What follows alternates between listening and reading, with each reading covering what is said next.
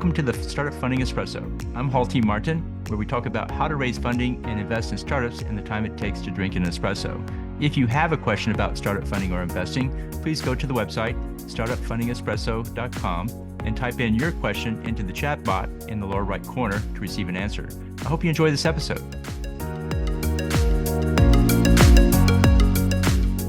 Hello, this is Hall T. Martin with the Startup Funding Espresso, your daily shot of startup funding and investing. In applying for a grant, it's important to include a compelling abstract. Not everyone will read the entire grant proposal, but most everyone will read the abstract. Here are some key steps in writing an abstract. State clearly what you plan to do. Include why this is important, and show what you've already done.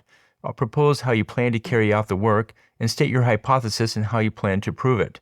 In writing the abstract, it helps to start with what you want to achieve and then fill out the supporting science and the steps you will take.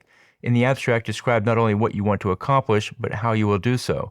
Abstracts come with word limits, so it's important to wordsmith and polish it so it becomes concise. Write out potential problems and how you will solve them. Remind the reader of the overall problem you are trying to solve.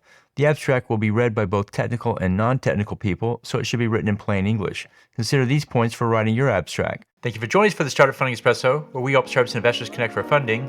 Let's go start something today.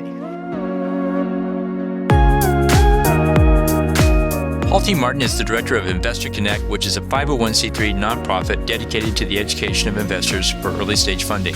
All opinions expressed by Hall and podcast guests are solely their own opinions and do not reflect the opinion of Investor Connect. This podcast is for informational purposes only and should not be relied upon as a basis for investment decisions.